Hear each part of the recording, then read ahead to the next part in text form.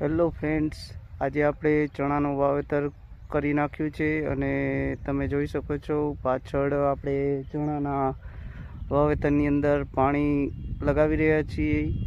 તો આજે આપણે આ ચણાની 8 વીઘાનું વાવેતર કર્યું છે અને વીઘે આપણે 10 કિલોના માપ પ્રમાણે ચણાનું વાવેતર કરેલું છે. તો તમે જોઈ શકો છો કે આ આપણું આખું જે ભાગ છે એ ચણાના વાવેતરનો કરેલો છે અને આ ચણા મિનિમમ 105 થી 115 દિવસની અંદર કપાઈ પણ જશે. તો આવા નવા બ્લોગ માટે જોતા રહેજો.